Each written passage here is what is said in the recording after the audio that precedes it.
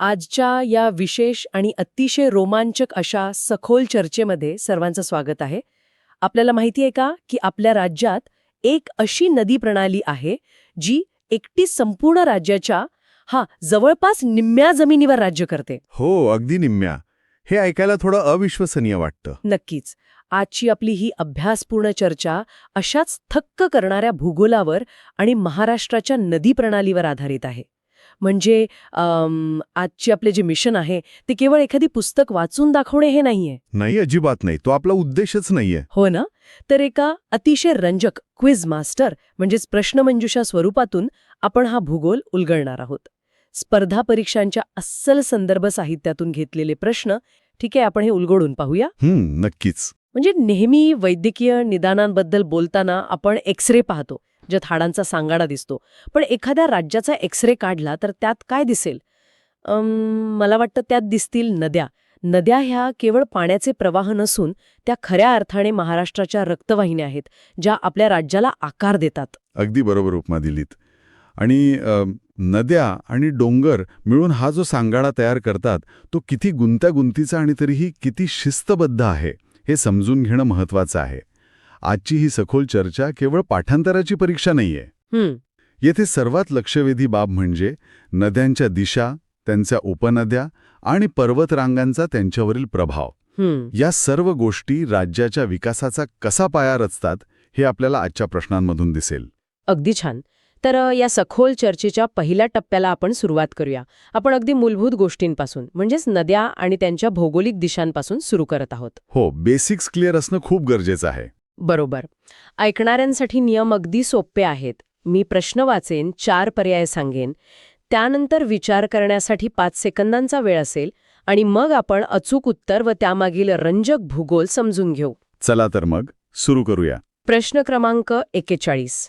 खालीलपैकी कोणती वर्धा नदीची उपनदी आहे? पर्याय आहेत: 1 निरगुडा, 2 मल्याग, 3 सिंधफणा, 4 गिरजा. ऐकणाऱ्यांसाठी विचार करायला 5 सेकंद. 5, 4, 3, 2, 1. आणि अचूक उत्तर आहे 1 निरगुडा. होय, निरगुडा ही वर्धा नदीची उपनदी आहे. पण या एका प्रश्नातून आपल्याला इतर नद्यांची ठिकाणेही समजतात. अरे वा, कसं काय? म्हणजे इतर पर्यायांचा विचार केला तर मल्याड आणि सिंधफणा या गोदावरी खोऱ्यातील उपनद्या आहेत आणि गिरजा ही तापीच्या खोऱ्यातील पूर्णा नदीची उपनदी आहे. मला हे खूप आवडलं. एकाच प्रश्नात आपण वेगवेगळ्या दिशांना वाहणाऱ्या 4 नद्यांचा मागोवा घेतला. बरं, आता जरा राज्याच्या पश्चिम किनारपट्टीकडे म्हणजेच कोकणाकडे नजर टाकूया. तिथे नद्यांचा एक वेगळाच पॅटर्न पाहायला मिळतो. हो, कोकणाचा भूगोल थोडा वेगळाच आहे. प्रश्न क्रमांक 42. कोकण विभागातील नद्यांचा उत्तरेकडून दक्षिणेकडे असणारा क्रम लावा. येथे 4 नद्या दिल्या आहेत: अ वैतरणा, ब सावित्री, क उल्हास, ड वाशिष्ठी. आणि पर्याय आहेत: 1 क अ ब ड, 2 अ क ड ब, 3 ब ड अ क, 4 अ क ब ड. वेळ सुरू होत आहे 5, 4, 3, 2, 1. अचूक उत्तर आहे 4 अ क ब ड. जर आपण कोकणाचा नकाशा डोळ्यासमोर आणला तर उत्तरेकडून दक्षिणेकडे जाताना योग्य क्रम असा लागतो. सर्वात उत्तरेकडे पालघर जिल्ह्यात वैतरणा नदी, त्यानंतर खाली उल्हास नदी, मग सावित्री आणि शेवटी सर्वात दक्षिणेकडे वाशिष्ठी नदी. अगदी वरून खाली उतरणाऱ्या पायऱ्यांसारखं वाटतं हे. आता आपण राज्याच्या सर्वात मोठ्या नदीबद्दल बोलूया. प्रश्न क्रमांक 43. महाराष्ट्रातील डॅश डॅश ही सर्वात लांब नदी आहे. पर्याय आहेत: 1 कृष्णा, 2 तापी, 3 वैनगंगा, 4 गोदावरी. वेळ सुरू 5, 4, 3, 2, 1. याचे अचूक उत्तर आहे 4 गोदावरी. गोदावरी ही महाराष्ट्रातील सर्वात लांब नदी आहे. तिची महाराष्ट्रातील लांबी 668 किलोमीटर इतकी आहे. तिच्या या प्रचंड विस्तारामुळे तिला दक्षिण गंगा किंवा वृद्ध गंगा असेही संबोधले जाते. 668 किलोमीटर. बापरे, हा प्रवास खरोखरच अवाढ्य आहे. पण बहुतेक नद्या पूर्वेकडे वाहून बंगालच्या उपसागराला मिळतात, बरोबर? हो, नैसर्गिक उतार तसाच आहे. मग या निसर्गाच्या नियमाला अपवाद ठरणारी नदी कोणती? हाच आपला पुढचा प्रश्न आहे. प्रश्न क्रमांक 44. महाराष्ट्रातील खालीलपैकी कोणती नदी पूर्वेकडून पश्चिमेकडे वाहते? पर्याय आहेत 1. वैनगंगा, 2. गोदावरी, 3. तापी, 4. पूर्णा. विचार करण्यासाठी वेळ 5, 4, 3, 2, 1. आणि अचूक उत्तर आहे 3. तापी. गोदावरी आणि वैनगंगा या पूर्ववाहिनी नद्या आहेत. पण तापी ही खचदरीतून वाहणारी एक प्रमुख पश्चिम वाहिनी नदी आहे, जी पुढे अरबी समुद्राला जाऊन मिळते. इथेच मला एक मोठा प्रश्न पडतो. महाराष्ट्राचा नैसर्गिक उतार तर पूर्वेकडे आहे. मग तापी नदी उताराच्या विरुद्ध म्हणजे पश्चिमेकडे कशी काय वाहू शकते? अतिशय उत्तम प्रश्न. तापी नदी गुरुत्वाकर्षणाच्या विरोधात जात नाही, तर ती एका खचदरीतून वाहते. खचदरी म्हणजे पृथ्वीच्या अंतर्गत हालचालींमुळे जमिनीला पडलेली एक प्रचंड मोठी भेग. अच्छा, म्हणजे एक प्रकारे नैसर्गिक चर. अगदी बरोबर. या खचलेल्या भागाचा उतार पश्चिमेकडे आहे. त्यामुळे आजूबाजूचा प्रदेश पूर्वेकडे झुकलेला असला तरी या खचदरीमुळे तापी नदीला पश्चिमेकडे जाण्याचा मार्ग मिळतो. बाप रे, म्हणजे जमिनीला पडलेली एक मोठी भेग एका संपूर्ण नदीची दिशा बदलू शकते. भूगोलाची ही ताकद खरोखर थक्क करणारी आहे. नक्कीच आहे. तर या सर्वांचा अर्थ काय होतो? निसर्ग आपले मार्ग स्वतः शोधतो, पण या पाण्याचं नियोजन मानवाला करावे लागते. आणि याच जलव्यवस्थापनावर आपला दुसरा टप्पा आधारित आहे. प्रश्न क्रमांक 45. महाराष्ट्र शासनाने गोदावरी मराठवाडा पाटबंधारे विकास महामंडळाची स्थापना कोणत्या वर्षी केली? हा खूप महत्वाचा प्रश्न आहे. हो ना. पर्याय आहेत 1. 1996, 2. 1997, 3. 1998, 4. 1999.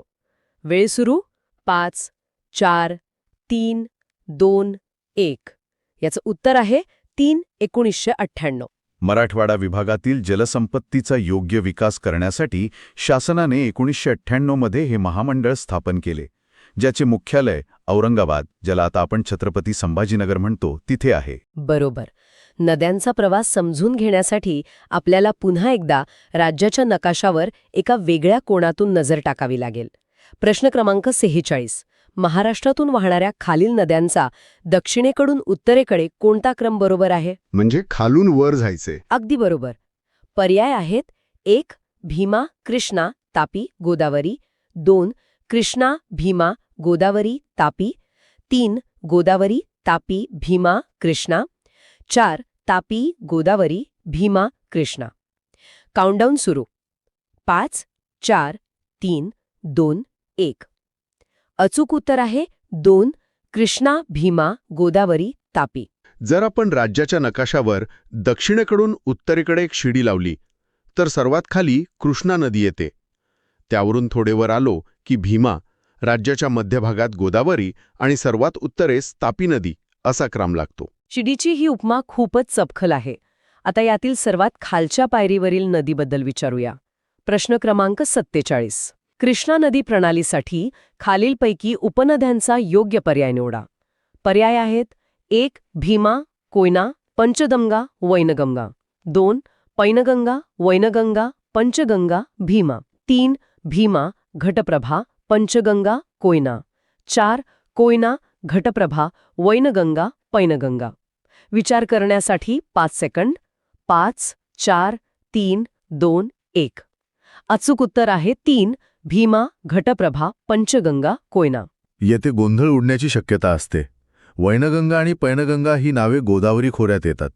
त्यामुळे ज्या पर्यायांमध्ये ही नावे आहेत ते लगेच बाद होतात. हां, खरोखरच एक चांगला एलिमिनेशनचा मार्ग आहे. होय.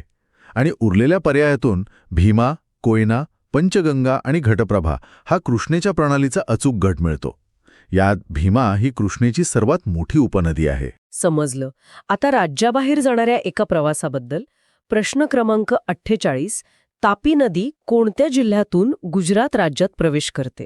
पर्याय 1. जळगाव, 2. नाशिक, 3. नंदुरबार, 4. धुळे. वेळ 5, 4, 3, 2, 1. आणि बरोबर उत्तर आहे 3. नंदुरबार. तापी नदी जळगाव आणि धुळे जिल्ह्यातून प्रवास करत पुढे जाते आणि नंदुरबार जिल्ह्याच्या सीमेवरून ती गुजरातमध्ये प्रवेश करते. जर आपण याला विस्तृत दृष्टिकोनातून पाहिले तर नद्या कशा राज्यांच्या नैसर्गिक आणि राजकीय सीमा आखतात हे लक्षात येते. निसर्गाला कुठल्याही राजकीय सीमा नसतात. ते त्यांचे मार्ग स्वतः आखतात. आता आपण या चर्चेच्या तिसऱ्या टप्प्याकडे वळत आहोत. अंतर्गत भागातून आता आपण थेट किनारपट्टीकडे जाणार आहोत. हां, कोकणाकडे. हो. प्रश्न क्रमांक 49. धरमतरची खाडी खालीलपैकी कोणत्या नदीच्या मुखात आहे? पर्याय 1 उल्हास, 2 आंबा, 3 कुंडलिका, 4 सावित्री. वेळ सुरू 5, 4, 3, 2, 1. अचूक उत्तर आहे 2 आंबा. रायगड जिल्ह्यातील आंबा नदीच्या मुखाशी ही धरमतरची खाडी आहे. बऱ्याचदा संदर्भ साहित्यात इथे पाताळगंगा नदीचाही संदर्भ येतो. याच आंबा नदीच्या संदर्भात एक खूप छान सांस्कृतिक प्रश्न आहे. प्रश्न क्रमांक 50. सुधागड तालुक्याचे मुख्यालय पाली हे खालीलपैकी कोणत्या नदीच्या काठावर वसले आहे? पर्याय आहेत 1 आंबा, 2 सावित्री, 3 उल्हास, 4 भोगावती. 5 सेकंदांची वेळ. 5, 4, 3, 2, 1. उत्तर आहे 1 आंबा. रायगड जिल्ह्यातील प्रसिद्ध अष्टविनायक क्षेत्र पाली हे याच आंबा नदीच्या काठावर वसलेले आहे. इथेच खऱ्या अर्थाने रंजकता वाढते. म्हणजे एकीकडे आंबासारखी नदी पालीसारख्या धार्मिक आणि सांस्कृतिक केंद्राला वेढते, तर दुसरीकडे विशाल नद्या राज्याचा अर्धा भूगोल व्यापून टाकतात. हा भौगोलिक विरोधाभास थक्क करणारा आहे. नक्कीच, हा विरोधाभास खूप काही सांगून जातो. असाच हा पुढचा थक्क करणारा प्रश्न. प्रश्न क्रमांक 51. खालीलपैकी कोणत्या नदीचे खोरे महाराष्ट्रातील सर्वात मोठे खोरे आहे? पर्याय आहेत 1 गोदावरी खोरे, 2 भीमा खोरे, 3 कृष्णा खोरे, 4 तापी पूर्णा खोरे. वेळ सुरू 5, 4, 3, 2, 1. याचे अचूक उत्तर आहे 1 गोदावरी खोरे. गोदावरी नदीचं खोरे हे भारतातील दुसऱ्या क्रमांकाचं मोठे खोरे आहे आणि एकट्या महाराष्ट्राचा विचार केला तर राज्याच्या एकूण क्षेत्रापैकी सुमारे 49% क्षेत्र या एकाच खोऱ्याने व्यापले आहे. 49% म्हणजे राज्याचा जवळजवळ अर्धा भाग. एखादी नदी एवढा मोठा भाग कसा काय व्यापू शकते? कारण आपण केवळ एका मुख्य प्रवाहाचा विचार करत नाही आहोत, तर संपूर्ण नदी खोऱ्याचा विचार करत आहोत. गोदावरी आणि तिला मिळणाऱ्या शेकडो लहान मोठ्या उपनद्यांचा तो संपूर्ण प्रदेश असतो. अरे वाह, हे खरोखरच अविश्वसनीय आहे. यातून नद्यांचं जाळे किती विस्तीर्ण असू शकते याची कल्पना येते. आता आपण चौथ्या टप्प्याकडे वळूया. प्रश्न क्रमांक 52. कोणत्या नद्यांच्या संयुक्त प्रवाहास प्राणहिता नदी म्हणतात? पर्याय आहेत 1 फक्त म्हणजे वर्धा, वैनगंगा, पैनगंगा, 2 ब आणि ड, 3 क आणि 4 फक्त ड. तुमची वेळ सुरू 5, 4, 3, 2, 1. याचं उत्तर आहे 1 फक्त. वर्धा, वैनगंगा आणि पैनगंगा यांच्या एकत्रित प्रवाहाला प्राणहिता म्हणतात. हा प्रवाह पुढे गडचिरोली सीमेवर गोदावरीला मिळतो. अनेक नद्यांचे एकत्रीकरण हा नेहमीच कुतूहलाचा विषय असतो. आता मुंबईजवळच्या नद्यांकडे पाहूया. प्रश्न क्रमांक 53. ही उल्हास नदीची उपनदी आहे. पर्याय 1 काळू, 2 वैतरणा, 3 सावित्री, 4 दहिसर. 5 सेकंड. 5, 4, 3, 2, 1. अचूक उत्तर आहे 1 काळू. काळू आणि भातसा या उल्हासच्या प्रमुख उपनद्या आहेत. वैतरणा आणि सावित्री या स्वतंत्र नद्या असून दहिसर ही मुंबईतील नदी आहे. डोंगर आणि नद्या यांचा सततचा खेळ भूगोलात सुरू असतो. पर्वतारांगांमुळे नद्यांना कसे वळण मिळते यावरील हा पुढचा प्रश्न. प्रश्न क्रमांक 54. महाराष्ट्रात तापी नदीचे खोरे कोणत्या डोंगररांगांमध्ये आढळते? हा विंध्य आणि सातपुड्याच्या संदर्भातला प्रश्न आहे. हो. पर्याय 1 सातमाळा अजिंठा आणि हरिश्चंद्र बालाघाट, 2 सातपुडा आणि सातमाळा अजिंठा, 3 सातुपडा आणि सह्याद्री, 4 हरिश्चंद्र बालाघाट आणि महादेव रांगा. वेळ सुरू 5, 4, 3, 2, 1. अचूक उत्तर आहे 2 सातुपडा आणि सातमाळा अजिंठा रांगा. तापी नदीचे खोरे उत्तरे सातपुडा पर्वत आणि दक्षिणेस सातमाळा अजिंठा डोंगर रांगा यांच्या दरम्यान पसरलेले आहे. यामुळे एक महत्त्वाचा प्रश्न निर्माण होतो. कोणता? नद्या केवळ मैदानातून नाही तर सातपुडा आणि अजिंठासारख्या मोठ्या पर्वतरांगांमधून वाट काढत आपली खोरी कशी निश्चित करतात हे उल्लेखनीय आहे. अगदी खरंय. पर्वतरांगा या नद्यांना एका विशिष्ट खोऱ्यात बांधून ठेवतात. आता शेतीच्या दृष्टीने महत्त्वाचा प्रश्न. प्रश्न क्रमांक 55. येरळा नदी खोऱ्यातील खालीलपैकी कोणते जलसिंचन प्रकल्प आहेत? पर्याय 1 वज, मायणी, भाकूचीवाडी, 2 वानगाव, वालूज, भांभर्डे. 3 टाक, काकुर्डे, अंतरी. 4 यळवी, शाळगाव, करडवळी. वेळ सुरू 5, 4, 3, 2, 1. अचूक उत्तर आहे 1 वज, मायणी, भाकुचीवाडी. येरळा ही कृष्णेची उपनदी असून तिच्या खोऱ्यात सातारा आणि सांगली जिल्ह्यातील हे महत्त्वाचे जलसिंचन प्रकल्प आहेत. आता एका अशा प्रश्नाप्रणी लोया जो स्पर्धा परीक्षांमध्ये नक्कीच गोंधळ उडवू शकतो. प्रश्न क्रमांक 56. खालील कोणती तापीची उपनदी नाही? पर्याय 1 पूर्णा, 2 पांझरा, 3 दुधना, 4 गिरणा. विचार करण्यासाठी वेळ 5, 4, 3, 2, 1. आणि अचूक उत्तर आहे 3 दुधना. हो, दुधना ही तापीची उपनदी नाहीये. 1 सेकंड. इथे मला थोडी शंका आहे. पूर्णा, पांझरा, गिरणा ही सगळी नावे ऐकायला एकाच खोऱ्यातील वाटतात. मग दुधना या गटातून बाहेर का पडते? हाच तर या प्रश्नातील मुख्य अडथळा आहे. पूर्णा, पांझरा आणि गिरणा तापीच्या उपनद्या आहेत, पण दुधना ही गोदावरी खोऱ्यातील पूर्णा नदीची उपनदी आहे. अच्छा, म्हणजे 2 वेगवेगळ्या पूर्णा नद्या आहेत. अगदी बरोबर. महाराष्ट्रात पूर्णा नावाच्या 2 वेगवेगळ्या नद्या आहेत, एक तापी खोऱ्यात आणि दुसरी गोदावरी खोऱ्यात. हे खूपच रंजक आणि फसवं आहे. आपण आता या प्रश्नमंजुषेच्या शेवटच्या टप्प्यावर आलो आहोत. किनारपट्टीच्या खाड्या आणि दक्षिण महाराष्ट्राच्या जीवनदायिनी. प्रश्न क्रमांक 57. महाराष्ट्रातील खालील खाड्यांचा दक्षिणेकडून उत्तरेकडे योग्य क्रम लिहा. पर्याय आहेत 1 तेरेखोल, विजयदुर्ग, दाभोळ, राजापुरी. 2 दाभोळ, राजापुरी, तेरेखोल, विजयदुर्ग. 3 विजयदुर्ग, दाभोळ, राजापुरी, तेरेखोल. 4 राजापुरी, तेरेखोल, विजयदुर्ग, दाभोळ. तुमची वेळ सुरू 5, 4, 3, 2, 1. उत्तर आहे 1 तेरेखोल, विजयदुर्ग, दाभोळ, राजापुरी. दक्षिणेकडून उत्तरेकडे जाताना सर्वात खाली सिंधुदुर्गामध्ये तेरेखोल, मग विजयदुर्ग, रत्नागिरीत दाभोळ आणि रायगडमध्ये राजापुरी असा क्रम येतो. पुन्हा एकदा डोंगर रांगांचा आणि नद्यांचा संबंध स्पष्ट करणारा प्रश्न. प्रश्न क्रमांक 58. तापी आणि गोदावरी नद्यांचे खोरे कोणत्या डोंगर रांगामुळे वेगळी झालेली आहेत? पर्याय आहेत 1 सातपुडा, 2 सुरजागड, 3 महादेव, 4 अजिंठा.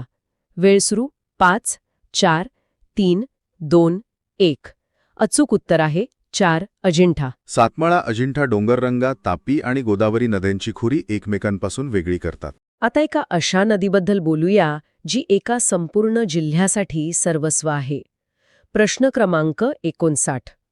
खालीलपैकी कोणत्या नदीला कोल्हापूर जिल्ह्याची जीवनदायिनी म्हणतात? पर्याय 1 कृष्णा, 2 वारणा, 3 पंचगंगा, 4 वेदगंगा. 5 सेकंड. 5, 4, 3, 2, 1. याचं अचूक उत्तर आहे 3 पंचगंगा. कोल्हापूर जिल्ह्याची अर्थव्यवस्था आणि शेती प्रामुख्याने पंचगंगा नदीवर अवलंबून असल्याने तिला जीवनदायिनी मानले जाते. प्रश्न क्रमांक 60. खालील विधाने पहा. अ. भीमा ही कृष्णेची उपनदी आहे. ब. इंद्रायणी ही भीमेची उजव्या तीरावरील उपनदी आहे. क. भोगवती ही सीना नदीची उपनदी आहे. पर्याय आहेत 1 अ आणि ब बरोबर, 2 अ आणि क बरोबर, 3 ब आणि क बरोबर, 4 सर्व विधाने बरोबर आहेत. विचार करण्यासाठी वेळ 5, 4, 3, 2, 1. आणि अचूक उत्तर आहे 4 सर्व विधाने बरोबर आहेत. भीमा कृष्णेची सर्वात मोठी उपनदी असून ती कर्नाटकात मिळते. इंद्रायणी भीमेला उजवीकडून मिळते आणि भोगवती ही सीनाची उपनदी आहे. हे सर्व अगदी बरोबर आहे. या पूर्ण सखोल चर्चेतून राज्याचा एक जिवंत भौगोलिक नकाशा आपल्या डोळ्यांसमोर उभा राहिला आहे. प्रश्न क्रमांक 61 असा आहे. उजनी धरण जलाशय व कोयना धरण जलाशय यांना अनुक्रमे रिकामी जागा व रिकामी जागा या नावांनीही संबोधले जाते. महत्वाचा प्रश्न आहे. यासाठीचे 4 पर्याय असे आहेत. 1 यशवंत सागर व संभाजी सागर, 2 संभाजी सागर व शिवाजी सागर, 3 अमृत सागर व संभाजी सागर, 4 यशवंत सागर व शिवाजी सागर. विचार करण्यासाठी वेळ सुरू होतोय 5, 4, 3, 2, 1. आणि या प्रश्नाचे अचूक उत्तर आहे पर्याय 4. हो, आणि यावर मूळ स्रोतातील स्पष्टीकरण असे आहे. सोलापूर जिल्ह्यातील उजनी धरणाच्या जलाशयाला यशवंतसागर तर सातारा जिल्ह्यातील कोयना धरणाच्या जलाशयाला शिवसागर म्हणतात. इथे एक गोष्ट लक्षात घेण्यासारखी आहे, ती म्हणजे आपण धरणांच्या जलाशयांना ऐतिहासिक महापुरुषांची आणि नेत्यांची नावे देतो. अगदी बरोबर. कोयना धरणाचे महत्त्व महाराष्ट्रासाठी इतके मोठे आहे की त्याला आधुनिक महाराष्ट्राची भाग्यलक्ष्मी म्हटले जाते. त्यामुळे तिथल्या विशाल जलाशयाला शिवसागर हे नाव देणं खूप सार्थ वाटते. बरोबर. ही नावे केवळ ओळख नसून त्या प्रकल्पांच्या भव्यतेचा आणि राज्यावरील त्यांच्या उपकारांचा गौरव आहे. उजनी धरणामुळे सोलापूरसारख्या पर्जन्यछायेच्या प्रदेशात मोठा शेतीचा विकास झाला आहे. हो ना, त्यामुळे यशवंतसागर हे नाव त्या परिसरासाठी खऱ्या अर्थाने यशाचे प्रतीक आहे. या धरणांना पाणी कुठून मिळते? तर नद्यांच्या अफाट जाळ्यातून. नद्या एकमेकींना कशा मिळतात यावरून आपला पुढचा प्रश्न तयार झालाय. वळूया प्रश्न क्रमांक 62 कडे. खालीलपैकी कोणत्या 5 नद्यांनी मिळून पंचगंगा नदी बनली आहे? हा थोडा किचकट असू शकतो. हो ना. पर्याय आहेत 1 अ कुंभी, कासारी आणि ड भोगावती, तुळशी, सरस्वती, 2 ब आणि क, 3 क आणि ड, 4 अ आणि क. चला विचार करूया. 5, 4, 3, 2, 1. आणि या प्रश्नाचे अचूक उत्तर आहे पर्याय 1. अधिकृत माहितीनुसार कासारी, कुंभी, तुळशी, भोगावती आणि सरस्वती म्हणजे गुप्त नदी या नद्यांनी मिळून पंचगंगा नदी बनली आहे. आणि कोल्हापूर शहराजवळील प्रयाग चिखली येथे त्यांचा संगम होतो. आता यातली ही जी 5वी नदी आहे सरस्वती, तिला गुप्त नदी म्हटले जाते. हे खरोखरच कुतूहल निर्माण करणारे आहे. खरंच. आपण अनेकदा प्रयागराजच्या त्रिवेणी संगमात सरस्वती नदी गुप्त असल्याचे ऐकतो. पण महाराष्ट्रातही असाच एक संगम आहे हे खूप कमी लोकांना माहीत असते. जर आपण हे मोठ्या संदर्भाशी जोडले तर गुप्त नदी या संकल्पनेमागे भौगोलिक आणि भूजलशास्त्रीय कारणे असतात. बऱ्याचदा एखादा पाण्याचा प्रवाह जमिनीखालून येऊन मुख्य प्रवाहाला मिळतो, जो वरून डोळ्यांना दिसत नाही. नेमकं प्राचीन काळातील लोकांनी या भूजल प्रवाहांचे अचूक निरीक्षण केले असावे आणि त्याला सांस्कृतिक प्रवाहात गुप्त नदी असे नाव दिले असावे. क्या बात आहे. नद्यांचे हे जाळे कसे पसरले आहे हे पाहणे रंजक आहे. आता ह्याच नदी प्रणालीत बांधलेल्या आणखी काही धरणांबद्दल जाणून घेऊया. प्रश्न क्रमांक 63. पूर्णा नदी प्रकल्पांतर्गत पूर्णा नदीवर बांधलेली 2 धरणे कोणती आहेत? समोर 4 पर्याय आहेत. 1 येलदरी व सिद्धेश्वर, 2 कावेरी व उजनी, 3 खडकवासला व उजनी, 4 जयकवाडी व पानशेत. 5 सेकंदांचा वेळ. 5, 4, 3, 2, 1. अचूक उत्तर आहे पर्याय 1. यामागील स्रोताचे स्पष्टीकरण असे आहे. दक्षिण पूर्णा नदीवर हिंगोली आणि परभणी जिल्ह्यांच्या सीमाभागात येलदरी आणि सिद्धेश्वर धरणे आहेत. पर्यायांकडे थोडे बारकाईने पाहिले तर उत्तर शोधणे खूप सोपे होते. कावेरी तर महाराष्ट्रात नाही आणि खडकवासला, पानशेत ही धरणे पुण्याच्या जवळ आहेत. अगदी बरोबर. उजनी आपण आत्ताच पाहिलं की ते भीमा नदीवर आहे. त्यामुळे एलिमिनेशन पद्धतीने येलदरी व सिद्धेश्वर हे उत्तर सहज मिळते. पण यातून एक भौगोलिक बाब समोर येते, ती म्हणजे नद्या कशा प्रकारे जिल्ह्यांच्या सीमा ठरवतात. होय. आणि केवळ मजाच नाही तर नद्यांवर बांधलेली ही धरणे देखील अनेकदा 2 प्रशासकीय विभागांना जोडणारा दुवा बनतात. येलदरी आणि सिद्धेश्वर यांसारखे प्रकल्प मराठवाड्यासारख्या कायम पाण्याच्या दुर्भिक्षाशी लढणाऱ्या प्रदेशासाठी एखाद्या संजीवनीसारखं काम करतात. आता सीमांचा विषय निघालाच आहे तर आपण राज्याच्या एका अतिशय महत्त्वाच्या आणि निसर्गरम्य किनारपट्टीच्या सीमा तपासूया. प्रश्न क्रमांक 64. कोकणची उत्तर व दक्षिण सीमा अनुक्रमे रिकामी जागा निश्चित केली आहे. हा प्रश्न खूपदा विचारला जातो. हो. पर्याय आहेत 1 अचरा ते दमणगंगा, 2 दमणगंगा ते तेरेखोल, 3 तानसा ते गाड, 4 वैतरणा ते तेरेखोल. 5, 4, 3, 2, 1. याचे अचूक उत्तर आहे पर्याय 2. स्रोतातील माहितीप्रमाणे उत्तर सीमा पालघर जिल्ह्यातील दमणगंगा नदीने तर दक्षिण सीमा सिंधुदुर्ग जिल्ह्यातील तेरेखोल नदीने निश्चित केली आहे. हे खूपच आश्चर्यकारक आहे की निसर्गाने स्वतःच कोकणाला एका चौकटीत बांधून ठेवले आहे. एका बाजूला अथांग अरबी समुद्र तर दुसऱ्या बाजूला उत्तुंग सह्याद्री आणि उत्तरेला दमणगंगा तर दक्षिणेला तेरेखोल. एखाद्याने पट्टीने रेग मारावी तशी निसर्गाने ही किनारपट्टीची पट्टी तयार केली आहे. आणि या भौगोलिक चौकटीमुळेच कोकणाची एक वेगळी संस्कृती, वेगळी हवामान व्यवस्था आणि वेगळी जैवविविधता तयार झाली आहे. हो ना. सह्याद्रीवरून वेगाने खाली उतरणाऱ्या असंख्य नद्या या पट्ट्यातून वाहत जाऊन समुद्राला मिळतात, ज्यामुळे इथली जमीन अत्यंत सुपीक पण त्याचवेळी पावसाळ्यात प्रचंड आव्हानात्मक बनते. इथंच खरी रंजक गोष्ट समोर येते. नद्यांच्या पाण्यावरून आणि त्यांच्या प्रवाहावरून जो पुढचा प्रश्न आहे तो कोणालाही कोड्यात टाकेल. लक्ष देऊन ऐका. प्रश्न क्रमांक 65. महाराष्ट्रामध्ये बारामही वाहणारी नदी कोणती? हा माझा आवडता प्रश्न आहे. हो ना. पर्याय आहेत 1 नर्मदा, 2 कावेरी, 3 गोदावरी, 4 कोणतीही नाही. विचार करा. 5, 4, 3, 2, 1. आणि या प्रश्नाचे थोडेसे धक्कादायक पण अचूक उत्तर आहे पर्याय 4 कोणतीही नाही. हो, याचे अत्यंत महत्त्वाचे स्पष्टीकरण स्रोतात दिलेले आहे. महाराष्ट्रातील नद्या प्रामुख्याने मान्सूनवर अवलंबून आहेत. उन्हाळ्यात पाणी कोरडे पडते, त्यामुळे नैसर्गिकरित्या एकही बारामाही नदी नाही.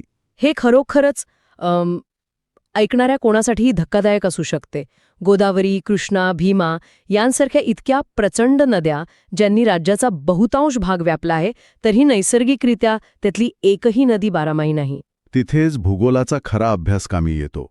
हिमालयात उगम पावणाऱ्या नद्यांना पावसाळ्याव्यतिरिक्त उन्हाळ्यात बर्फ वितळून पाणी मिळतं, त्यामुळे गंगा किंवा ब्रह्मपुत्रा या बारामाही असतात. पण दख्खनचे पठार हे बेसॉल्ट या कठीण अग्निजन्य खडकाने बनलेले आहे. इथे बर्फाच्छादित शिखरे नाहीत, त्यामुळे आपल्या नद्या पूर्णपणे पावसावर अवलंबून असतात. म्हणजे पावसाळा संपला की प्रवाह कमी व्हायला लागतो. अगदी बरोबर. बेसॉल्ट खडक पाणी फारसे झिरपू देत नाही, त्यामुळे भूजल पातळीवरही मर्यादा येतात. म्हणूनच उन्हाळ्यात या नद्यांचे पात्र कोरडे पडते किंवा प्रवाह अत्यंत क्षीण होतो. 65. खालीलपैकी कोणती नदी काही क्षेत्रात पुणे, सोलापूर व पुणे, अहमदनगर जिल्ह्यांची नैसर्गिक सीमा आहे? पर्याय आहेत 1 गोदावरी, 2 भीमा, 3 कृष्णा, 4 वरील एकही नाही. वेळ सुरू होतोय. 5, 4, 3, 2, 1. अचूक उत्तर आहे पर्याय 2. यावर स्पष्टीकरण पाहूया. भीमा नदी पुणे अहमदनगर सीमेवरून वाहते आणि पुढे पुणे सोलापूर जिल्ह्यांची नैसर्गिक सीमा तयार करते. तसं पाहिलं तर भीमा नदीचा प्रवाह पाहिला तर ती जणू काही पुणे जिल्ह्याला एका अर्धवर्तुळात कवेत घेते. जेव्हा नद्या नैसर्गिक सीमा बनतात तेव्हा बऱ्याचदा गावांमधील जमिनींचे वादही उद्भवू शकतात. हो, कारण नदी दरवर्षी थोडाफार आपला मार्ग बदलत असते. अगदी नेमकं. नदीचा प्रवाह बदलला की गावांच्या सीमाही थोड्याफार इकडे तिकडे होतात. पण प्रशासकीय पातळीवर या नद्यांचे खोरे हेच मुख्य भौगोलिक परिमाण मानली जाते. आता आपण नद्यांच्या नावांमध्ये आणि स्थानांमध्ये जो बारीक गोंधळ उडू शकतो त्याविषयीचा एक प्रश्न पाहूया. स्पर्धा परीक्षांमध्ये असे प्रश्न मुद्दाम विचारले जातात. हो, हमखास विचारतात. जो विधानांवर आधारित आहे. पुढील कोणते विधान योग्य आहे? अ. सहस्रकुंड धबधबा वैनगंगा नदीवर आहे. ब. वणी हे गाव निरगुडा नदीवर वसलेले आहे. पर्याय आहेत 1 केवळ अ योग्य, 2 केवळ ब योग्य, 3 अ व ब दोन्ही योग्य, 4 अ व ब योग्य नाहीत. नीट विचार करा. 5, 4, 3, 2, 1. अचूक उत्तर आहे पर्याय 2 म्हणजेच केवळ विधान ब योग्य आहे. अचूक माहिती अशी आहे. सहस्रकुंड पैनगंगा नदीवर आहे, वैनगंगा नाही. आणि यवतमाळमधील वणी शहर निरगुडा नदीकाठी आहे. हे पहा, वैनगंगा आणि पैनगंगा फक्त एका अक्षराचा फरक आहे, पण त्यामुळे संपूर्ण उत्तर चुकू शकते. अगदी बरोबर. सहस्रकुंड हा मराठवाडा आणि विदर्भाच्या सीमेवरील एक अतिशय विलोभनीय धबधबा आहे. अशा बारीक तपशिलांवर लक्ष ठेवणं खूप गरजेचं असतं. हेच तर क्विज मास्टर सत्राचं वैशिष्ट्य आहे. हे प्रश्न तुम्हाला वरवरचा अभ्यास सोडून सखोल निरीक्षणाची सवय लावतात. नद्यांची नावे आणि त्यांच्या उपनद्या यांचं जाळं समजून घेण्यासाठी ही अचूकता अत्यंत महत्त्वाची ठरते. अगदी 100%. आता आपण पुन्हा एकदा कोकणात वळूया आणि तिथल्या नद्यांचा अभ्यास करूया. प्रश्न क्रमांक 68. उत्तरेकडून दक्षिणेकडे रत्नागिरी जिल्ह्यातील नद्यांचा योग्य क्रम कोणता? हा क्रम लक्षात ठेवणं थोडं कठीण जातं. हो ना. पर्याय आहेत: 1. सावित्री, भारजा, जोग, वशिष्ठी. 2. वशिष्ठी, जोग, भारजा, सावित्री. 3. जोग, भारजा, वशिष्ठी, सावित्री. 4. सावित्री, वशिष्ठी, जोग, भारजा. चला नकाशा आठवा. 5, 4, 3, 2, 1. याचे अचूक उत्तर आहे पर्याय 1. स्रोतानुसार उत्तरेकडून दक्षिणेकडे क्रम असा आहे: 1. सावित्री, जी रायगड रत्नागिरी सीमा आहे. 2. भारजा. 3. जोग. आणि 4. वशिष्ठी. कोकणातल्या नद्यांचा अभ्यास करणे हे वेगळंच आव्हान असते, कारण तिथे शेकडो छोट्या मोठ्या नद्या आहेत. हो, आणि ते खूप वेगाने वाहतात. नेमकं सह्याद्रीवरून वेगाने खाली उतरणाऱ्या या नद्या अतिशय कमी अंतर पार करून लगेचच समुद्राला मिळतात. त्यामुळे त्यांचे प्रवाह छोटे पण अतिशय वेगवान असतात. जर आपण हे मोठ्या संदर्भाशी जोडले ना, तर या लहान आणि वेगवान नद्यांमुळेच कोकणात मोठ्या प्रमाणावर खाड्या तयार झाल्या आहेत. अरे वा. या खाड्यांचा तिथल्या अर्थकारणावर, विशेषतः मासेमारी आणि जलवाहतुकीवर खूप मोठा प्रभाव पडतो. आता आपण नद्यांच्या प्रवाहाच्या दिशेबद्दल बोलूया. सहसा महाराष्ट्रातील नद्या एकतर पश्चिमेकडे वाहतात किंवा पूर्वेकडे. पण त्याला काही अपवाद आहेत का? नक्कीच आहेत. हे पाहण्यासाठी प्रश्न क्रमांक 59. महाराष्ट्रातील कोणती नदी जवळपास उत्तरेकडून दक्षिणेकडे वाहते? पर्याय आहेत: 1. तापी, 2. वैनगंगा, 3. नर्मदा, 4. कृष्णा. पर्याय 4, 3, 2, 1 आणि अचूक उत्तर आहे पर्याय 2, वैनगंगा. यामागील स्पष्टीकरण असे आहे: तापी नर्मदा पश्चिम वाहिनी, कृष्णा पूर्व वाहिनी आहेत. वैनगंगा मध्य प्रदेशातून उगम पावून महाराष्ट्रात दक्षिण दिशेला वाहते. हां, खरोखरच एक महत्वाचा अपवाद आहे. विदर्भाची भौगोलिक रचना आणि उतार हा उर्वरित महाराष्ट्रापेक्षा थोडा वेगळा आहे. गोदावरी किंवा भीमा या पूर्वेकडे किंवा आग्नेयेकडे वाहतात, पण वैनगंगा आणि तिची खोरी थेट दक्षिणेकडे प्रवास करतात. आणि याच दक्षिण वाहिनी प्रवाहामुळे विदर्भातील जंगले आणि तिथली खनिज संपत्ती असलेल्या प्रदेशाला एक वेगळा जिव्हाळा मिळाला आहे. ताडोबा, अंधारी सारख्या अभयारण्यांना या नदी प्रणालीचा खूप मोठा आधार आहे. नद्यांच्या दिशेवरूनच आता एक अत्यंत विशाल आकडा समोर येणार आहे, ज्यामुळे राज्याचा खरा भूगोल समजण्यास मदत होईल. हो, हा आकडा महत्वाचा आहे. प्रश्न क्रमांक 70. महाराष्ट्र राज्यातील पूर्ववाहिनी नद्यांनी किती टक्के क्षेत्र व्यापले आहे? पर्याय आहेत: 1. 65%, 2. 69%, 3. 75%, 4. 81%. विचार करा. 5, 4, 3, 2, 1. अचूक उत्तर आहे पर्याय 3, 75%. स्रोतातील माहितीनुसार गोदावरी, कृष्णा, भीमा खोऱ्यांनी राज्याचा सुमारे 75% भाग व्यापला आहे. एकट्या गोदावरीने 49% भाग व्यापला आहे. बापरे. राज्याचा पाऊण भाग फक्त पूर्ववाहिनी नद्यांनी व्यापला आहे.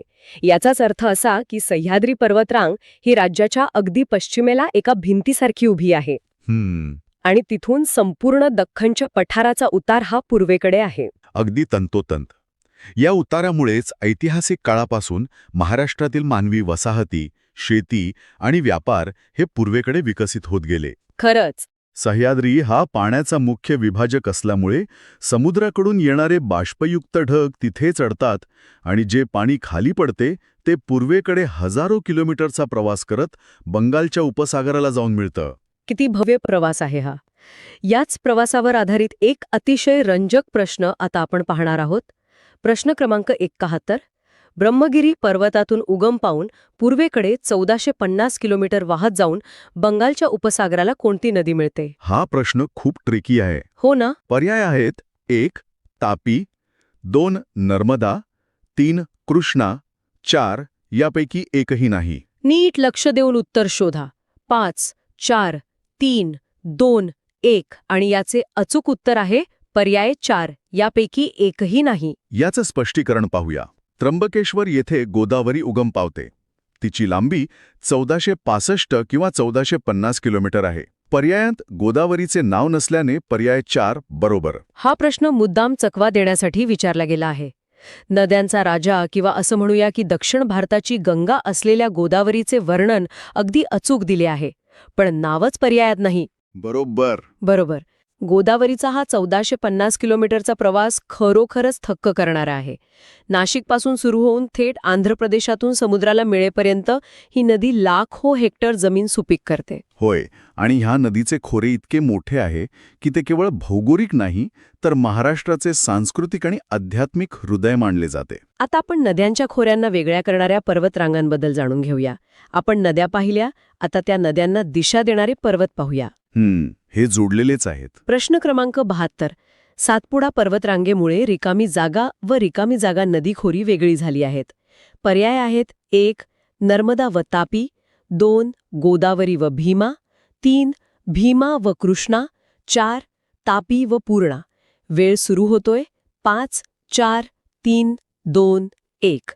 अचूक उत्तर आहे पर्याय 1. स्रोतातील स्पष्टीकरण सांगते की सातपुडा पर्वतरांग उत्तरेकडील नर्मदा नदीचे खोरे आणि दक्षिणेकडील तापी नदीचे खोरे वेगळे करते. सातपुडा ही राज्याच्या उत्तरेकडील एक नैसर्गिक आणि अभेद्य तटबंदी आहे.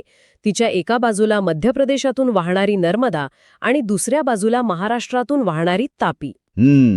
या दोन्ही खचदरीतून वाहणाऱ्या नद्या आहेत. नेमकं पर्वतरांगा कशा प्रकारे एकाच ढगातून पडलेल्या पाण्याला दोन वेगवेगळ्या दिशांना पाठवतात याचे हे उत्तम उदाहरण आहे. आणि याच पर्वतरांगा आणि खचदऱ्यांमुळे या नद्या पश्चिम वाहिनी आहेत, जे दख्खनच्या पठारावरील इतर नद्यांपेक्षा पूर्णपणे वेगळे वैशिष्ट्य आहे. आपण आता या क्विज मास्टर सत्राच्या अंतिम टप्प्यात प्रवेश करत आहोत, जिथे डोंगर रांगांचा प्रभाव आणि राज्याच्या भौगोलिक व्यवस्थेची विशालता आपण पाहणार आहोत.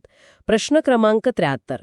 खालीलपैकी कोणत्या पर्वतरांगा गोदावरी भीमा नद्यांची खोरी वेगळी करतात? हा महत्वाचा प्रश्न आहे. पर्याय आहेत: 1. महादेव डोंगर, 2. सातमाळ डोंगर, 3. बालाघाट डोंगर, 4. अजंठा डोंगर. विचार करा. 5, 4, 3, 2, 1. अचूक उत्तर आहे पर्याय 3. माहितीनुसार हरिश्चंद्र बालाघाट रांगा गोदावरी आणि भीमा खोरी वेगळी करतात. तर ह्या सगळ्याचा नेमका अर्थ काय? याचा अर्थ असा की जसा सह्याद्री मुख्य विभाजक आहे, तशाच सह्याद्रीतून पूर्वेकडे पसरलेल्या या डोंगर रांगा जणू काही मानवी शरीराच्या बरगड्यांसारख्या आहेत. हो, अगदी तशीच रचना आहे. आणि ह्या दोन बरगड्यांच्या मध्ये एका विशाल नदीचे खोरे वसलेले आहे. हरिश्चंद्र बालाघाट रांगेमुळेच गोदावरीचे पाणी आणि भीमेचे पाणी एकमेकात मिसळत नाहीत. हेच भौगोलिक सत्य आहे जे राज्याच्या दुष्काळ आणि सुकाळ परिस्थितीवर नियंत्रण ठेवते. याच डोंगर रांगांच्या उंचीमुळे आणि विस्तारामुळे पर्जन्यछायेचे प्रदेश तयार होतात. यानंतरचा प्रश्न राज्याच्या सगळ्यात मोठ्या नदी प्रणालीबद्दल आहे. प्रश्न क्रमांक 74. महाराष्ट्रात रिकामी जागा सर्वात मोठी नदी प्रणाली आहे. आपण याबद्दल आधीच थोडी चर्चा केली आहे. हो. पर्याय आहेत: 1. भीमा, 2. गोदावरी, 3. कृष्णा, 4. वैनगंगा, 5. 4, 3, 2, 1. अचूक उत्तर आहे पर्याय 2. गोदावरी. तज्ज्ञ म्हणून स्पष्टीकरण द्यायचे तर गोदावरी ही राज्यातील व दक्षिण भारतातील सर्वात मोठी प्रणाली आहे आणि तिने राज्याचा 49% भाग व्यापला आहे. अर्धा महाराष्ट्र एकाच नदीच्या प्रणालीने व्यापलेला आहे. म्हणजे जर आपण गोदावरी खोऱ्यातून पाणी काढले तर अर्धा महाराष्ट्र वाळवंट बनेल. बापरे, तसा विचार केला तर हो. ही आकडेवारी राज्याच्या अर्थकारणाचा आणि राजकारणाचा खरा कणा काय आहे हे स्पष्ट करते. अगदी बरोबर. आणि म्हणूनच गोदावरीच्या पाण्यावरील वाद हे केवळ 2 जिल्ह्यांपुरते मर्यादित राहत नाहीत, तर ते संपूर्ण राज्याच्या विकासाच्या दृष्टीने संवेदनशील ठरतात. आणि आता या माहितीपूर्ण सत्रातील आपला शेवटचा प्रश्न क्रमांक 75. कोयना धरणातील जलाशय रिकामी जागा या नावाने ओळखला जातो. पर्याय आहेत: 1. शिवसागर, 2. वसंतसागर, 3. शरदसागर, 4. नाथसागर. पण थांब, मला असं वाटते की आपण हाच प्रश्न पहिल्या विभागात अगदी सुरुवातीला प्रश्न क्रमांक 61 मध्ये वेगळ्या पद्धतीने पाहिला होता ना. तिथे उजनी आणि कोयना दोन्ही विचारले होते ना.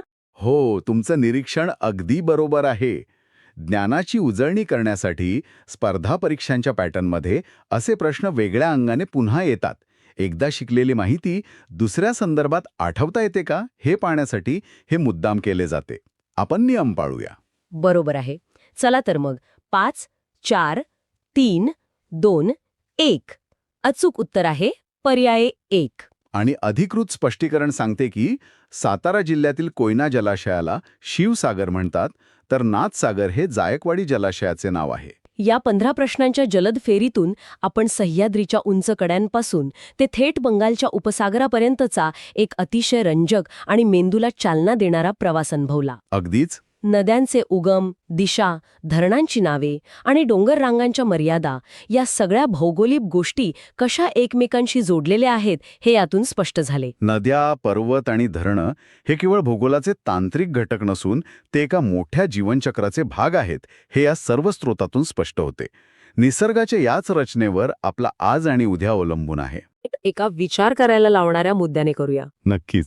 आजच्या माहितीत आपण पाहिलं की महाराष्ट्रातील 75% भूभाग हा पूर्ववाहिनी नद्यांनी व्यापला आहे. पण तरीही आपण प्रश्न 65 मध्ये पाहिल्याप्रमाणे एकही नदी नैसर्गिकरित्या बारमाही नाही. ही भौगोलिक वास्तविकता पाहता भविष्यातील शेती आणि वाढत्या शहरांचा पाण्याचं नियोजन निसर्गाच्या या लहरीपणावर किती अवलंबून असेल? खूप मोठा प्रश्न आहे हा. आणि बदलत्या हवामानात जिथे पाऊस अनिश्चित होत आहे तिथेही बेसॉल्ट खडकावरची कोरडी पडणारी विशाळ नदीखोरी आपल्याला कसे जगवतील? हा खरोखरच प्रत्येकाने विचार करण्यासारखा प्रश्न आहे. अगदी बरोबर. अशाच एका नव्या आणि रंजक विषयासोबत आपण पुन्हा भेटूया पुढच्या डीप डाईव्हमध्ये. तोपर्यंत या नद्यांच्या आणि पर्वतांच्या नकाशामध्ये लपलेल्या कथांचा शोध घेत रहा.